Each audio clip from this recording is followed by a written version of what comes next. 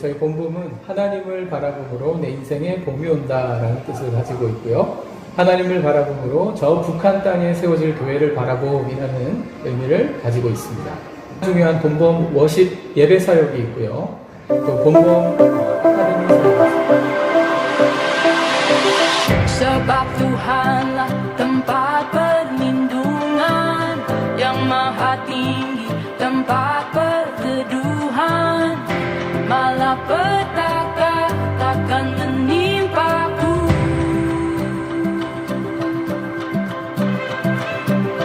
Walau 1000 rebah di sisiku, 10,000 rebah di kananku, tetapi itu takkan menimpaku.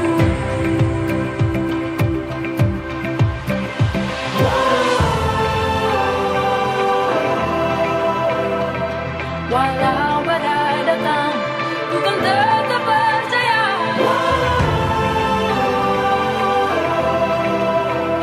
Apapun yang terjadi, ku kan tetap percaya. Sebab Tuhanlah tempat perlindungan yang maha tinggi, tempat perteduhan. Malapetaka takkan menimpaku.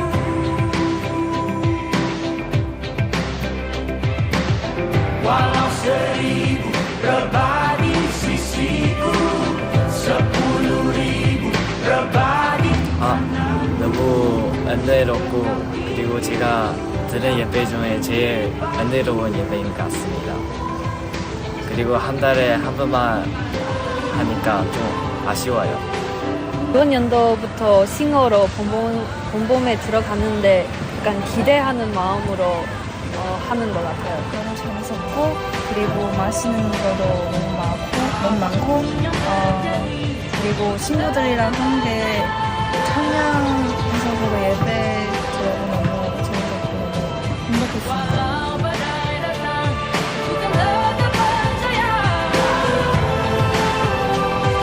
본봄은 가족이다. 본봄은 마음의 쉼터입니다. 봉봉은 사랑이에요. 본봄은 행복이다. 봄은 공통체입니다. 봄은 무고침이다.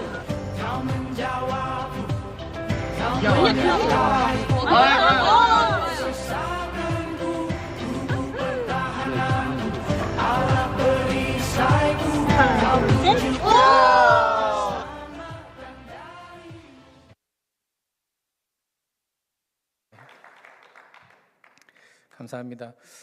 이때까지 이 영상을 여러 군데서 이제 보여드렸는데 끝날 때 자발적으로 박수친 첫 모임인 것 같습니다. 저는 이제 몇 년 전에 사랑의 교회 서초 성전에서 주빌리 기도 모임을 섬긴 적이 있습니다. 이렇게 오랜만에 불러주셔서 감사하고요. 그때는 부목사 신분으로 여명학교 협동 교목으로 섬길 때 그 사역을 또 나누고 함께 기도했던 기억이 있는데 이제는 통일 선교사로서 이제 하나님 앞에 헌신한 이후에 여러분들도 함께 찾아뵙게 되어서 또 뜻깊은 것 같습니다.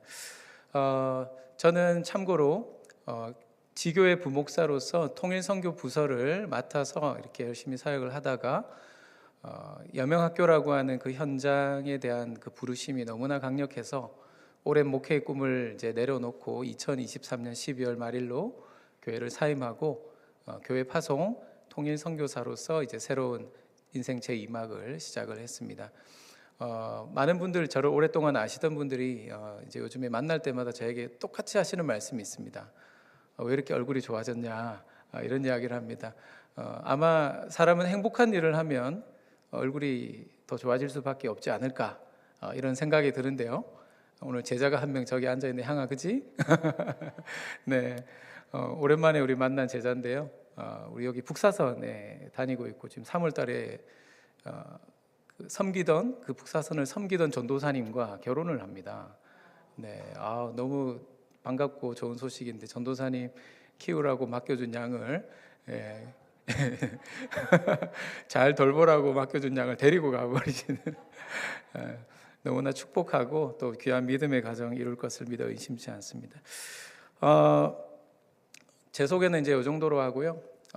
저는 오늘 이제 두 가지로 여러분들에게 말씀을 나누려고 합니다. 첫째는 이제 오늘 본문 말씀을 중심으로 이제 사도 바울에게 주셨던 동족 구원에 대한 그 열정에 대해서 여러분들과 함께 마음을 나누려고 하고, 그리고 제가 지금 사역하고 있는 여명학교 현장과 그 현장 사역을 통해서 시작이 된 이제 신앙 공동체 사역, 본봄 사역에 대해서 여러분들에게 소개하며 기도 제목을 나누고자 합니다. 오늘 본문 말씀을 보시면 이제 사도 바울은 굉장히 큰 부담감을 느꼈던 것 같습니다. 저는 인생을 살면서 제 인생의 어떤 이제 경험치들이 축적이 되다 보면 어느새 이제 인생의 모토 내지는 신념 같은 것이 생기지 않습니까? 그 중에 뭐 대표적인 게 있다면 제가 연말마다 늘 강조하는 게 마지막은 지나온 시간의 수준과 질을 결정한다. 뭐 이런 모토, 인생의 어떤 신념 같은 그런 게 있고, 또 하나는 뭐냐면 부담감은 사명이다라는 것입니다. 부르심은 부담감에서부터 시작된다라는 것을 그동안의 경험을 통해서 많이 깨닫게 되었는데, 제 마음 가운데 부목사로서 교회 총괄, 교육 총괄을 하면서 어느 날 여명학교 사역을 하다가 이제 여명학교 사역은 주중에 금요일 조금 하고, 나중에 이제 교회 사역은 이만큼인데 마음은 점점 여기가 커지는 겁니다. 부담감이 계속 커지는 거죠. 교회는 나 말고도 목회할 분들이 많고 줄을 서 있는데 여기는 아무도 돕는 이가 없고 나마저 바쁘다는 핑계로 이제 이 사역을 섬기지 못하는 때가 오면 방치되는 영혼들이 있다는 사실이 저에게는 너무나 큰 부담감이었습니다.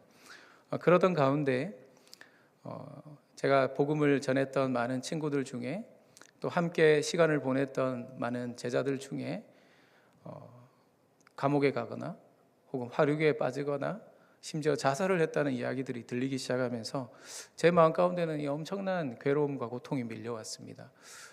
그리고 하나님께서 이제 마음 가운데 계속 부담을 주시다가, 항상 너는 누군가에게 설교할 때 주님을 위해서 내려놓으라고 설교하면서 너는 나를 위해서 무엇을 내려놔 봤느냐, 그 질문 앞에 제가 더 이상 대답할 말이 없었을 때 하나님께서 저에게 기도 가운데 응답을 주셨습니다. 사도 바울의 마음에도 그런 것이 있지 않았을까 싶습니다. 사도 바울은 누구보다 많이 배운 사람이고 누구보다도 학식이 출중하고 또 유대교 신앙에 정통한 사람이면서 많은 사람의 존경을 받는 랍비였습니다.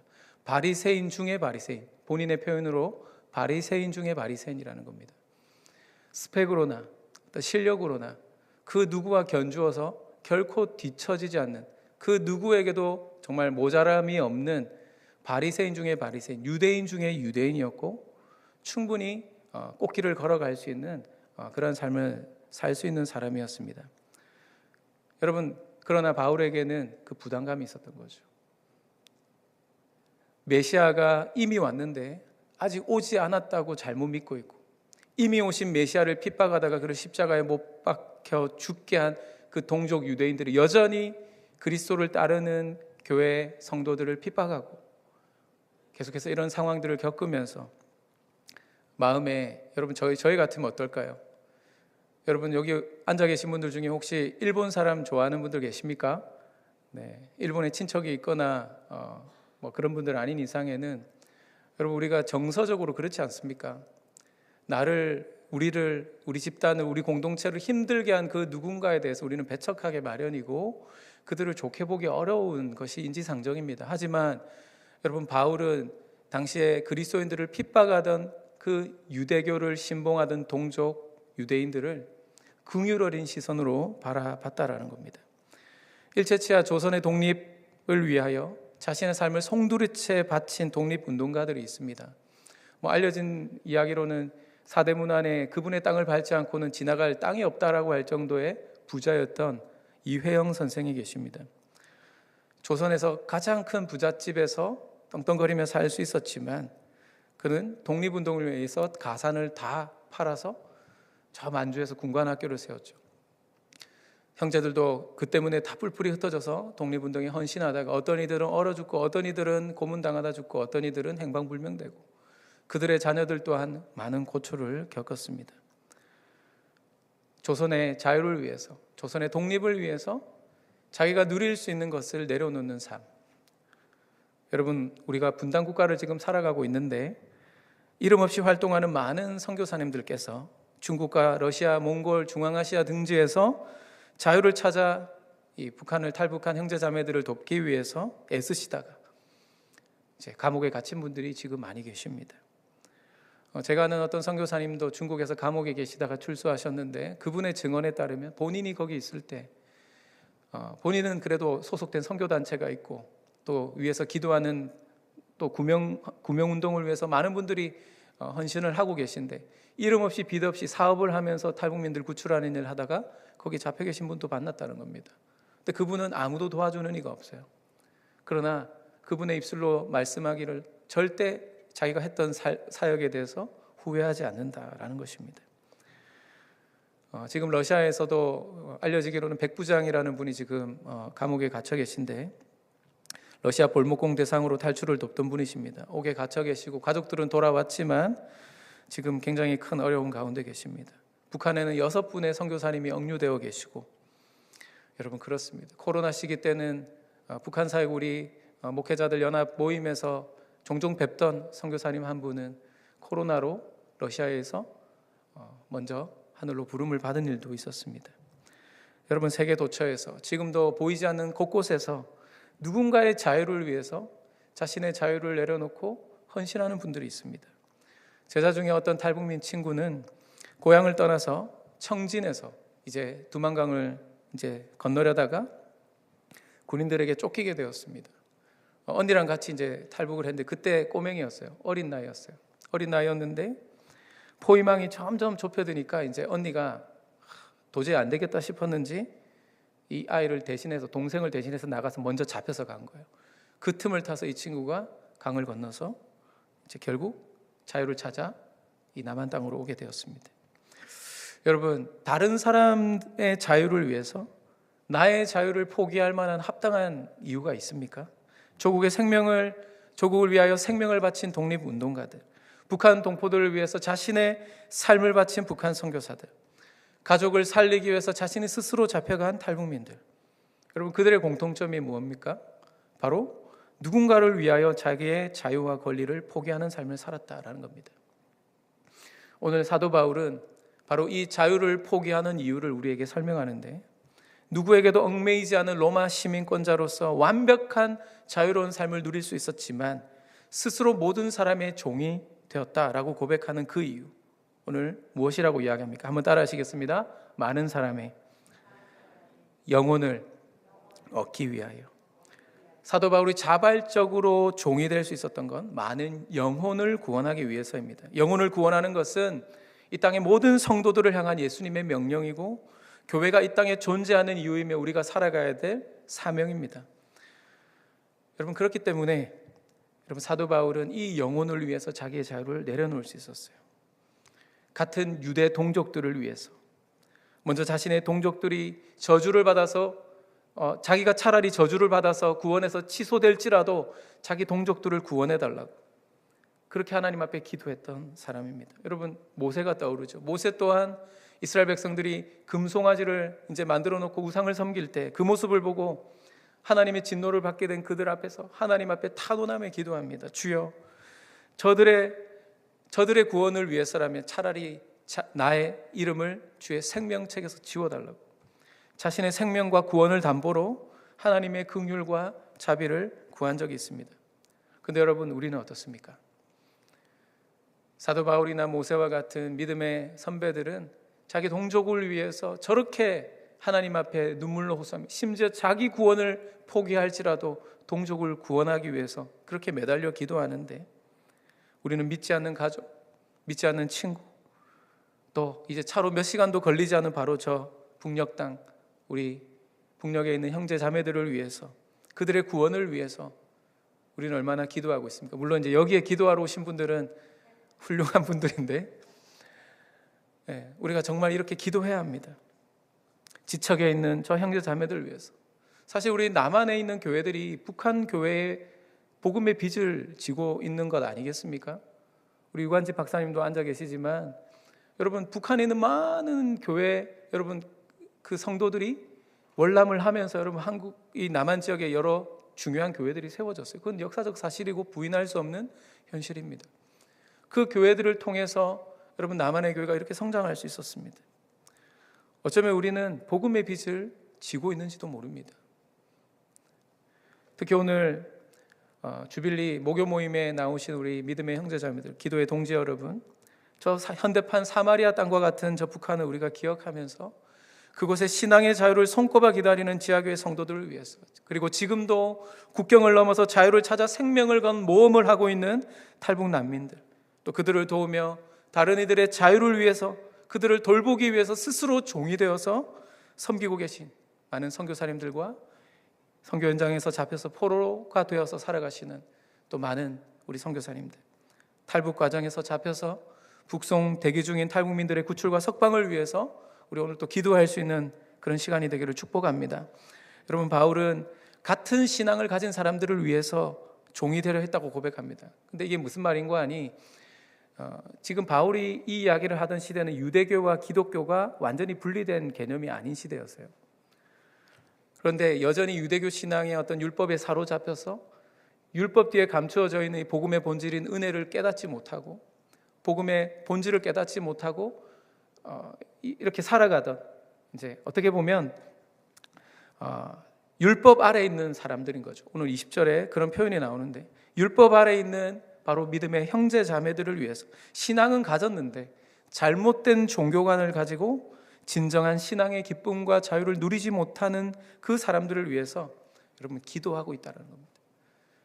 우리 한국 교회를 위해서 우리가 기도해야 될 이유가 여기에 있지 않는가 싶습니다. 여러분, 신앙이 좋은 게 무엇인가요?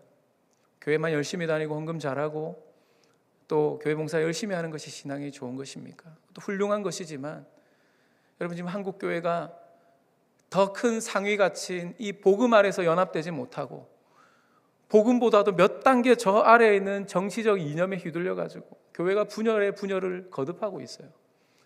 하위 가치에 상위 가치가 지금 종속되었습니다. 여러분, 법보다 도덕 아니겠습니까? 도덕보다 종교 아닙니까? 종교 중에도 우리의 기독교 신앙, 복음이 가장 상위 가치 아니겠습니까?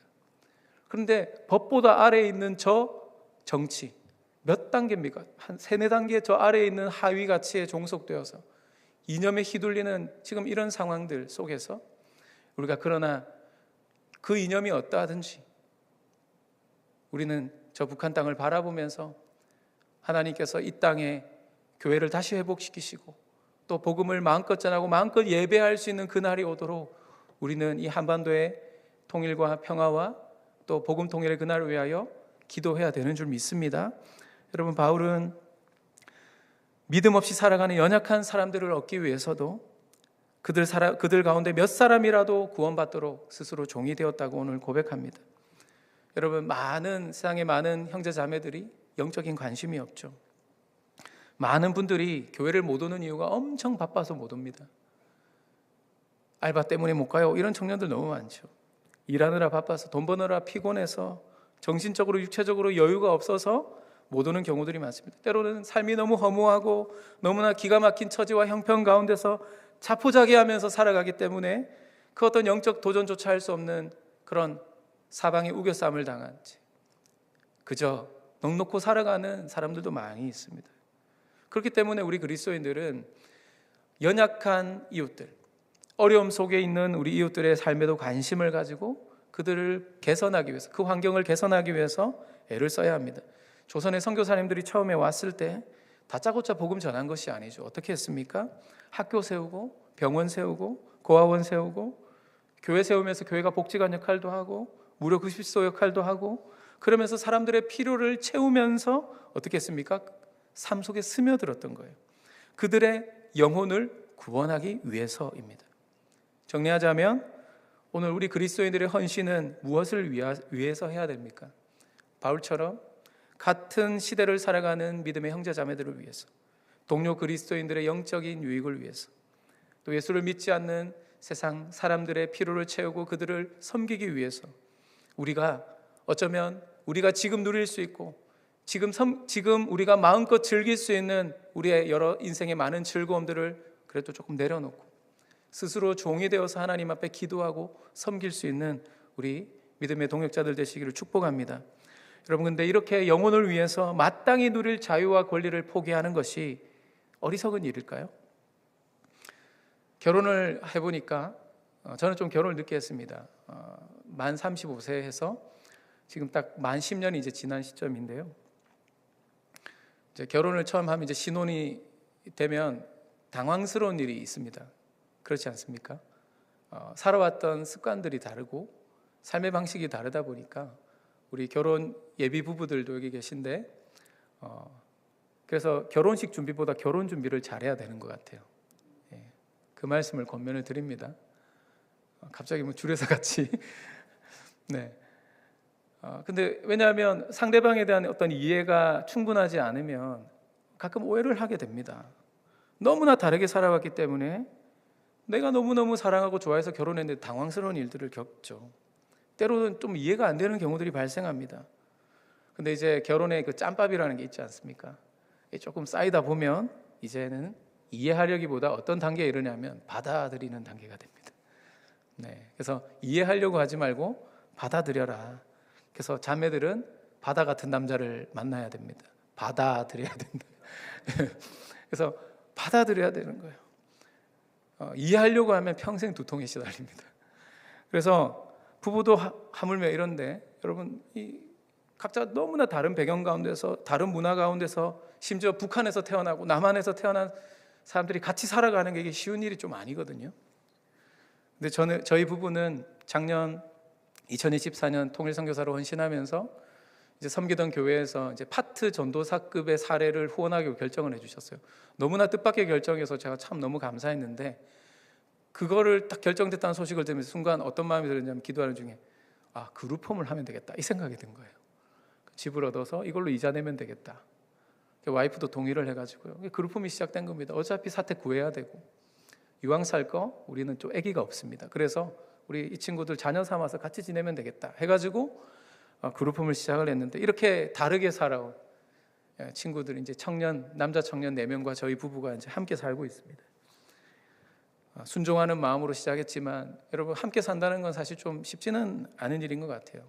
일거수일투족 사생활이 완전히 노출되는, 게으름을 피우고 싶고 뒹굴뒹굴 하고 싶어도 눈치가 보이고, 그래도 좋은 모습 보여야 되는데, 물론 제가 바란 만큼 지금 못하고 있어서 너무 속상한데 최대한 좋은 모습을 보여주고 싶고, 그러다 보면 아무래도 좀 불편하지 않겠습니까? 그런데 여러분, 막상 살아보니까 다름에서 오는 어떤 이질감, 불편함보다도 함께 사는 삶에서 오는 다이나믹, 어떤 삶의 어떤 기쁨, 즐거움, 함께 대화하며 함께하는 그 기쁨이 너무나 크다는 것을 깨닫고 있습니다. 제가 뭔가를 가르쳐 줄 수 있을 거라고 생각했는데 더 많이 배울 때도 많아요. 좋은 습관과 또 좋은 운동 루틴을 가진 친구도 있고요. 어떤 친구는 정말 또 책도 좋아하고, 어떤 친구는 또 다방면에 박식해가지고요, 배우는 것도 엄청 많습니다. 둘이 살 때보다 배는 더 드는 그런 재정적인 부담을 각오해야 했지만, 그것보다도 더 큰 피로를 채워주시는 그 주님을 계속 경험하고 있어요. 안 되면 일해야지 이런 마음으로 시작했는데 하나님 한 번도 저희 일하도록 하지 않으시고 선교사에게 집중하게 해주고 계십니다. 할렐루야. 하나님은 부르신 자를 인도하십니다. 할렐루야. 선교사로 헌신하기로 하고 교회 얘기할 때도 전혀 걱정하지 말고 사임 처리해달라고 제가 요청했었어요. 겉으로는 막 통 큰 척 쿨한 척 했지만 속으로는 어떡하지 했지만, 이게 마음이 정해지고 나니까 빨리 무거운 짐을 내려놓고 집중하고 싶은 거예요. 이 북한 선교 집중하고 싶은 거예요. 근데 여러분, 교인들이 볼 때마다 목사님 어떡해요? 목사님, 심지어 대놓고 목사님 불쌍해서 어떡해? 내가 무슨 어디 뭐 전쟁터에 가는 것도 아닌데 왜들 그렇게 걱정을 하시는지. 그래도 13년 사역한 교회니까 미운정 고운정 다 들어가지고요. 특히 제가 또 노인부서도 오래 했기 때문에 또 어르신들은 또 얼마나 정이 많습니까? 눈물을 흘리면서.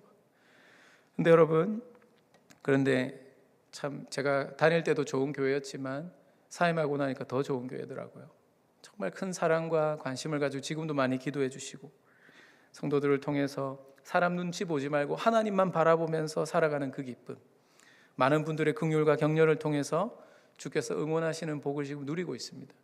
그러니까 누군가를 위해서 나의 자유를 한번 내려놔 봤는데 약간 긴가민가 했지만 그래도 하나님의 신실하심을 믿고 하나님의 부르심을 한번 순종해 봤는데, 여러분, 하나님은 절대 우리를 배반하시지 않고 하나님은 신실하게 응답해 주신 하나님이신 것을 지금도 경험하고 있습니다. 여러분, 부르신 사명을 위해서 내려놓는다는 걸 어떻게 우리가 어리석다고 할 수 있겠습니까? 응원해야 되고 박수쳐야 되고 칭찬하고 위해서 기도해야 줘야 될 일이 아니겠습니까? 북한 선교를 위해서 여러분, 선교사들은 그래도 해외 나가서 하고 성과가 있고 뭐가 있고 그래도 보고할 게 많잖아요. 북한 선교는 실체가 좀 불분명해요. 때로는 뭐 이게 말하기도 곤란한 보안 사항도 많고, 그러니까 여러분 이게 참 애매해요. 그러니까 외롭습니다. 많은 분들이 고군분투하십니다. 그런데 코로나 기간 알곡과 가라지가 많이 갈라졌어요. 힘든 분들 다 떠나가고 사명감 가지고 붙들고 버티신 분들 다 남아 있거든요. 여러분, 그들이 섬김이 어떻게 어리석다 할 수 있습니까? 한번 따라 하시겠습니다. 하나님의 부르심에 순종했던 바울의 롤 모델은 예수 그리스도다. 여러분, 예수 그리스도가 바로 이 사도 바울이 자기의 자유를 내려놓고 유대인들의 구원, 믿지 않는 이들의 구원을 위해서 자신의 자유를 하나님 앞에 헌신할 수 있었던 바로 그 원동력은 예수님이 그런 삶을 사셨기 때문입니다. 한 번 더 따라 하시겠습니다. 주관을 고수하는 것이 아니라 고집을 꺾는 것이 진정한 믿음이다. 여러분, 예수님 포도주 잔치집 기억하시죠? 아직 내 때가 이르지 않았나이다. 여자여 나와 무슨 상관이 있나이까. 너무 매몰차게 이야기하셨는데, 여러분, 예수님이 어떻게 하셨어요? 마리아를 통해서 하인들 찾아왔던 그 하인들의 간청을 결국 들어주셨어요. 그 사건을 통해서 그 요한복음 2장 11절에 보면 그제서야 비로소 그때부터 제자들이 예수가 메시아인 줄 믿었다고 기록합니다. 그때까지 제자들이 예수님을 메시아로 제대로 믿지 않았었어요. 공생애가 그렇게 시작된 겁니다. 여러분, 십자가에서 죽기 싫은 마음이 간절했지만 자신의 뜻이 아닌 누구의 뜻을 구했습니까? 주님 뜻대로 하옵소서. 자기 고집을 꺾으셨어요. 우리는 가끔 신념이 투철하다는 말을 좋게 해석하는 그런 오류를 범할 때가 있어요. 내 계획, 내 생각이 항상 옳을 수 있습니까? 심지어 세상 모두가 동의하는 흔히 상식이라고 하는 것도 세월이 지나고 보면 비상식이 되는 경우들이 있잖아요. 제가 어릴 때는 소금이 해롭다 그랬어요. 물론 너무 많이 먹으면 해롭죠. 근데 여러분, 소금 너무 안 먹고 무염식으로 하면 어떻게 되는지 아세요? 그것 때문에 병이 납니다. 몸에 미네랄이 부족하고. 그래서 소금을 적당히 요즘 먹어라 그런 이야기 하잖아요. 상식처럼 생각했던 게 어느 날 비상식이 돼요. 여러분, 체제 경쟁에서 우리 남과 북이 따로 사는 것이 사실 서로에게 좋은 것 아닙니까? 솔직히 이야기하면 그렇잖아요. 북한도 이제는 우리가 체제 경쟁에서 졌다. 남한의 문화들 물밀듯이 밀려오니까 지금 김정은이 감당을 못해가지고 온갖 악법을 만들어서 지금 통제를 하는데도 안 되잖아요. 그래서 이제 재작년부터 대한민국이라는 국호를 사용했죠. 남조선이라는 말 안 써요. 적대적 두 국가론. 이제 우리는 남남이다 이거예요. 다른 국가다. 이제 민족 아니다. 여러분, 그러면 이제 남한 입장이 잘 사니까 괜히 북한하고 합쳤다가 우리가 손해볼 수도 있고 또 뭐 괜히 갈등이 일어날 수도 있고 그냥 적당히 거리두기 하고 그렇게 살면 안 되나? 여러분, 지금 이대로 가면 통일은 요원한 일이 됩니다. 대한민국이라는 국호를 사용하면서 이제 남과 북이 각자 따로 자기 갈 길을 가면 권력 불안 요소가 없어져요. 사실 여러분 생각해 보면 이제 경제 격차가 벌써 50배인데 이거 해소하려면 물량 투입이 불가피하고 통일 이후에 대규모로 인구가 유입되면 어떻게 될까요? 경제 사회 불안 요소 리스크가 너무 커요. 남과 북이 따로 사는 것이 상식이다. 요즘 시대의 상식은 남과 북이 각자의 길을 가는 겁니다. 그런데 여러분, 남과 북이 따로 사는 것이 상식인 시대지만 언젠가 여러분 역사는 어떻게 평가할까요? 이 시대의 상식적 이 분리주의 사고를 비상식처럼 어리석은 일로 볼 날이 올 거라고 저는 생각합니다. 결국 한반도는 하나가 돼야 될 숙명을 갖고 있는 지역입니다. 그렇지 않습니까? 제가 북한에 온 친구들 살아보니까 음식 먹는 거, 또 세세한 어떤 삶의 어떤 그 일상 속에 있는 많은 어떤 디테일한 그런 세세한 것들이 보면 너무 비슷한 게 많아요. 심지어 흔히 말하는 속담 같은 거 이런 것도 비슷한 거 너무 많고. 그러니까 우리는 같은 민족 맞구나. 아무리 생각해도 우리는 남남은 아니에요. 시간 관계에서 말씀을 정리하겠습니다. 여러분, 하나님의 부르심에 순종하려는 자들은 내려놓음이 필요합니다. 내려놓는 자만이 경험할 수 있는 하나님 나라의 계산법이 있죠. 이제 내가 주를 위해 무엇을 내려놓을 수 있는가? 여러분, 그것을 우리가 한번 좀 생각해보는 오늘 되기를 원합니다. 오늘 나에게 주시는 부담감이 무엇인가? 그동안 기도는 해왔지만 내가 북한 선교를 위해서 어떤 부담감을 주시는가? 여러분, 그 부담감 앞에 순종하면서 여러분들이 더 깊은 헌신으로 한 단계 나아갈 수 있는 우리 기도의 동지들 되시기를 축복합니다. 그리고 여러분, 생각해보면 내려놓을 수 있다는 그 자체가 또 얼마나 감사한지 몰라요. 지금 저희 아내랑 원래 같이 와야 되는데 지금 부산에 장모님이 위독하셔서 병원에 있습니다. 지금 이제 부산 고신 측의 사직동교회 은퇴 권사님이신데 정말 기도 많이 하신 기도대장이신데요. 이제 천국을 소망하며 준비하고 있는데, 여러분, 우리가 건강이 있고 내려놓을 수 있는 그때 여러분 우리가 내려놓을 수 있어요. 나중에 내려놓고 싶어도 내려놓을 수 있는 게 없는 날이 옵니다. 제가 어르신들하고 교회에서 만나서 교제할 때 여행 많이 가라고 권면했어요. 왜냐하면요, 어르신들한테 그랬어요. 어르신들, 가슴 떨릴 때 여행 가야 되지 다리 떨릴 때 여행 가시면 안 됩니다. 나중에 가고 싶어도 못 갈 날이 오는 거예요. 우리가 섬기고 싶어도 헌신하고 싶어도 못할 날이 오는 겁니다. 내가 내려놓을 수 있다는 자체가 감사한 줄 믿으시기 바랍니다. 기꺼이 그 부르심 앞에 순종하시고요. 무엇보다 스스로 종이 되는 것은 사실은 위대한 자유를 얻는 탁월한 결단임을 여러분 기억하셔야 됩니다. 갈라디아서 5장에 바울이 오직 사랑으로 종노릇하라 그랬죠. 서로 자유자가 누리는 특징이 있습니다. 자유자의 특징, 사랑 때문에 그 사랑에 이끌리어 종이 되어 섬기는 그 행복을 누리는 거예요. 제가 만약에 그룹 홈을 안 했으면 이 청년들하고 사는 이 재미, 또 완전 문화가 다른 저 북한, 중국에서 태어난 친구들 막 같이 사는 이 재미와 이 문화적 다양성 제가 경험했겠습니까? 얼마나 재미있는지 모릅니다. 여러분, 자유자는 그것에 이끌려, 사명에 이끌려 섬길 때 거기서부터 오는 행복감과 그로부터 오는 자유함이 있어요. 예수님을 믿고 난 이후에 우리가 죄에서 벗어난 이후에 어떤 자유를 얻죠? 미움으로부터 자유를 얻잖아요. 누군가 뭘 그렇게 미워합니까? 다 똑같은 죄인인데. 그런 마음이 있잖아요. 그죠? 물론 얄밉긴 하지만 그래도 우리가 결국에는 기도하게 되고 그렇지 않습니까? 저만 그렇습니까? 여러분, 그렇지 않아요. 결국은 얼마나 오래 살 거라고. 분노와 증오에서 자유할 수 있습니다. 김정은 저 북한적으로 너 그렇게 미워합니까? 저 어차피 지옥 갈 텐데. 불쌍히 여기고 여러분 예수 믿고 회개해가지고 북한에 복음화가 일어날 수 있도록 우리 기도해야 되지 않겠습니까? 이게 말도 안 되는 것 같지만 말도 안 되기 때문에 기도하는 거 아닙니까? 말도 안 되는 걸 말이 되게 하시는 분이 우리 하나님이시기 때문에 우리 기도하는 것 아니겠습니까? 예수를 믿고 시기와 질투로부터 우리는 자유하죠. 좌절과 절망에서 우리는 자유할 수 있어요. 무엇보다 죽음의 두려움으로부터 자유를 누리면서 죽기를 무서워하며 종노릇하며 살아가지 않아요. 자유자로 살아가요. 이 땅의 전부가 아닌 거죠. 여러분, 우리가 살아가고 있는 이 세상이 분단의 증오와 폭력이 지배하는 이 한반도의 통일과 북한 복음화를 위해서 스스로 우리가 종되어 섬길 수 있다면, 여러분, 우리 복음으로부터 오는 이 자유함을 여러분 우리 이 한반도도 누리게 될 거라고 저는 믿습니다. 우리의 종됨을 통해서 이 남북의 이 평화에 묶인 것들이 풀리고 남에서 북으로 사랑이 흘러들어가서 복음이 흘러들어가서 한반도 복음 통일의 그날이 오게 될 것을 믿습니다.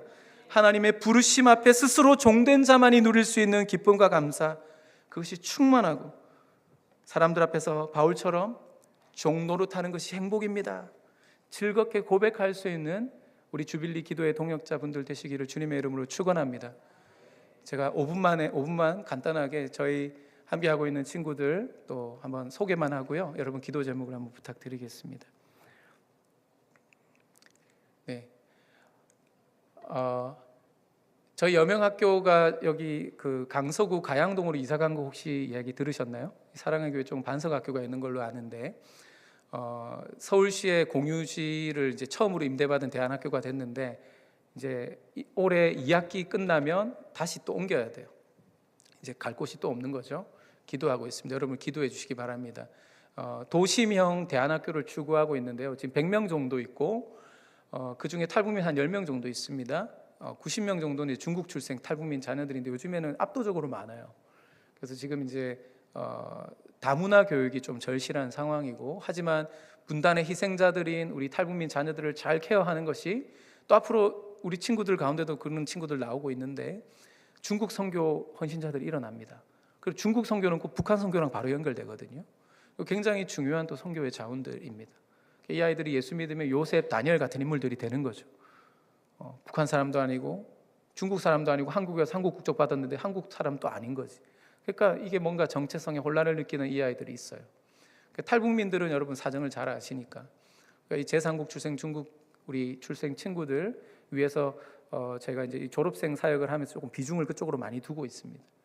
그래서 사실은 이제 비밀리에 저희가 또 모처에 지역에 혹은 뭐 이런 데 불러다가 이제 이 친구들 복음으로 양육하는 그런 일들도 하고 있습니다.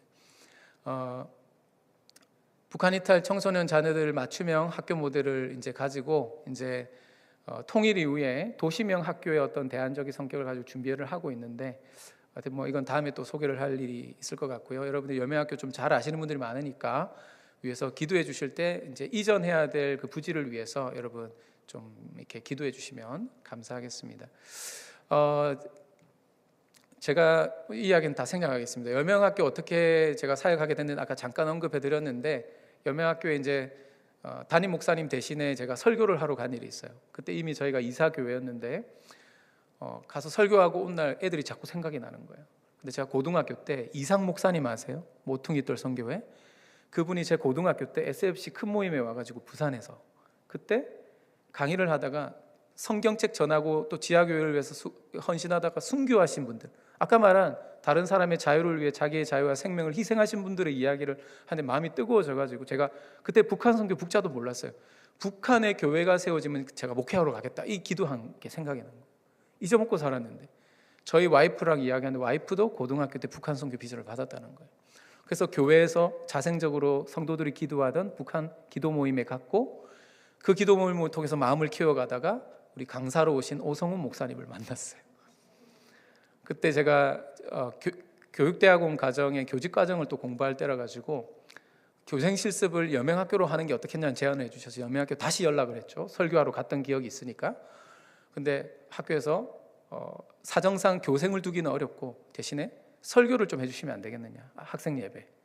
그래서 제가 공문을 달라 했더니 공문을 보니까 수업까지 집어넣은 거예요. 그래가지고 하루를 아예 통으로 파송을 받아서 제가 여명학교 금요일마다 가서 설교도 하고 예배도 하고 수업도 하고 동아리반도 하고, 그러다가 우리 이번에 결혼하는 향이도 만나고, 예, 그렇게 이제 여기 사랑의 교회 출신입니다. 그래서 이제 여러 친구들을 만났습니다. 그러다가 그들의 실존에 깊이 들어간 거죠. 이렇게 이제 이게 바로 남산동 학사입니다. 아주 조그만할 때예요. 이 조그만한 곳에 밥도 먹고 예배도 드리고 그랬었어요. 지금은 이제 조금 넓은 데 갔어요. 교실 2개를 틔웠습니다. 멀티실이라고 해서 가양동에 있는 구염강 초등학교로 이전을 했어요. 서울시 1호 폐교입니다. 근데 이제 거기로 들어갔는데 조용히 지역 주민들이 반대할까봐 조용히 들어가가지고 이제서야 알려지고 있는데요. 저희가 캠프도 이렇게 섬기고 또 동아리반 이렇게 섬기고 했습니다. 그러다가 아이들이 숙소 문제에 대한 어려움들이 있는 걸 이제 알게 됐죠. 수업을 하는데 조는 친구, 왜 조냐? 너 왜 조니? 이랬더니 잠 못 잤어요. 왜 못 잤어? 이랬더니 밤에 늦게 들어갔어. 왜 늦게 들어갔니? 집에 이상한 남자가 있어가지고 못 들어가겠대요. 엄마가 이제 남자친구가 생겨가지고 같이 이제 살게 된 거죠. 여러분 사춘기에 그 아이들이 그런 게 얼마나 싫겠어요. 안 그래요? 우리 여명학교 100명 중에 한 90명 가까이가 편부모 가정입니다. 거의 대부분 가정이 깨집니다. 그럼 이제 새로 가정이 또 시작이 돼야 되니까. 그 애들이 집에서 제대로 공부가 안 돼요. 돌봄도 제대로 안 되고 엉망이 돼요. 내버려 두면. 그래서 생활지도 이런 게 필요하기 때문에 기숙사가 필요합니다. 그래서 이런 아이들의 상황들을 이제 체크하다가 이제 재직회 때 사역을 보고할 때 이걸 보고했더니 이제 헌금을 막 하셔가지고 갑자기 3개월 만에 기숙사가 딱 하고 탄생이 됐습니다. 영동 기숙사 생겼고요.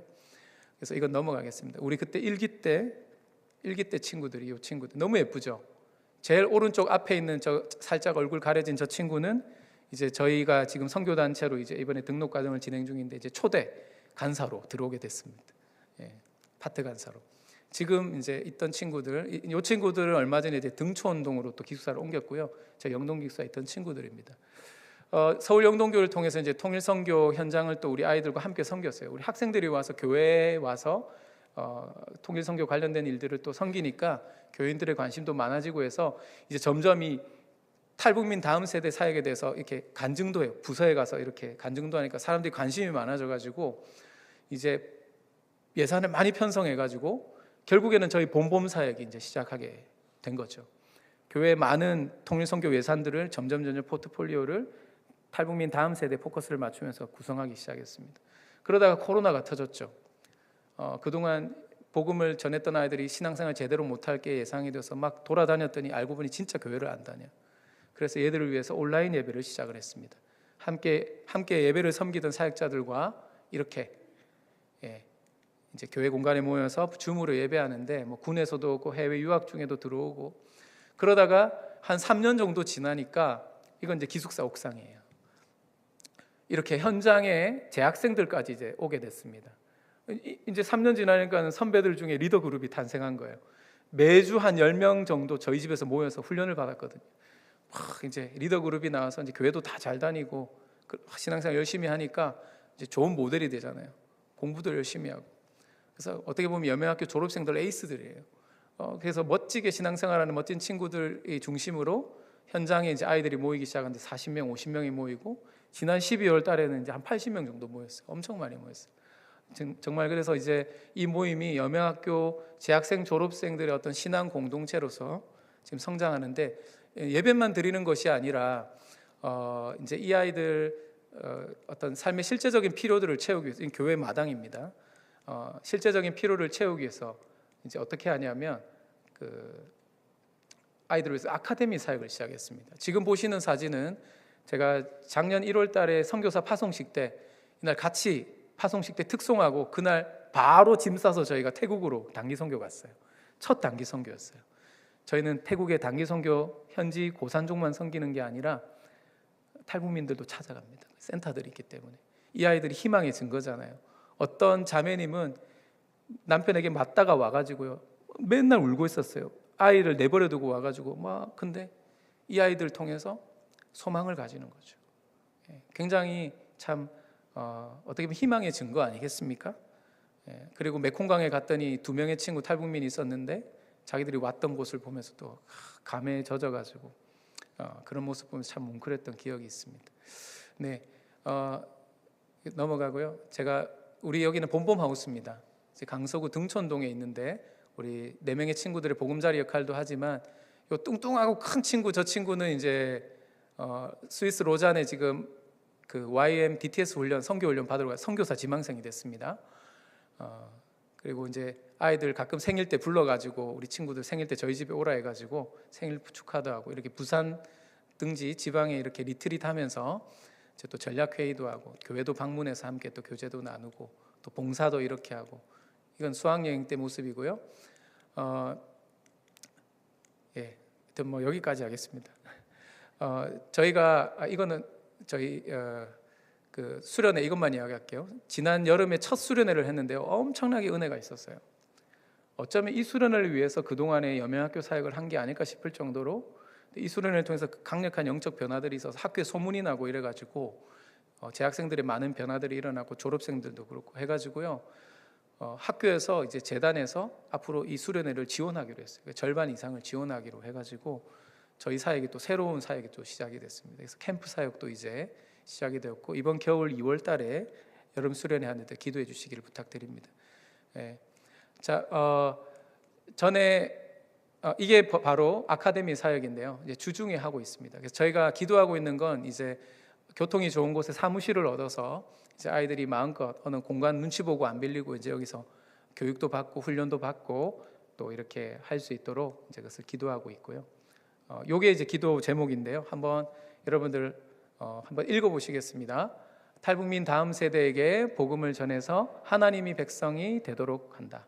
하나님 앞에 온전한 예배자이자 신앙인으로 살아가도록 한다. 북한 선교 및 북한에 세워질 교회의 일꾼, 미래 교회 일꾼이 될 줄 믿습니다. 선교의 비전을 심어서 세계 선교의 일꾼이 될 줄 믿습니다. 개인 역량을 강화시켜 건강한 사회인으로 살아가도록 돕는 것. 또 남한 청년들 요즘에 한 명씩 늘고 있거든요. 통일을 준비하는 한반도 세대를 우리가 함께 세우는 비전을 가지고 있습니다. 여러분 생각나실 때마다 여명학교를 통해 시작된 탈북민 다음 세대 사역이 이제는 남한 청년과 함께하는, 또 함께 살아가는 통일의 현장이 되고 있고, 또 이들이 다가올 한반도의 통일에 북한 교회 재건의 귀한 일꾼이 될 줄 믿습니다. 여러분 생각나실 때마다 기도해 주시기를 부탁드립니다. 함께 기도하겠습니다. 살아계신 아버지 하나님, 주님의 은혜에 감사와 영광을 올려드립니다. 오늘 두서없이 이런저런 사역의 이야기들을 하고, 또 바울을 통하여 우리 동족 구원을 위한, 또 북한 형제 자매들을 위한 또 마음을 함께 모으자고 정말 주님의 마음으로 말씀을 전했습니다. 오늘 주시는 감동을 가지고 계속해서 이어 기도할 때 하늘 문을 여시고, 하나님 우리 가운데 기도의 영을 부어주셔서 하나님의 마음으로 간절히 간구하는 주빌리 기도 모임 되도록 축복하여 주옵소서. 무엇보다도 누군가의 자유를 위하여 나의 자유를 내려놓는 것이 가장 큰 자유요 기쁨임을 기억하고, 하나님 앞에 또 교회 앞에 신실한 정말 헌신자로, 기도자로 살아갈 수 있는 우리 모든 주의 백성들 되도록 축복하여 주옵소서. 감사 영광 주님께 올려드리며 예수님의 이름으로 기도드립니다. 아멘.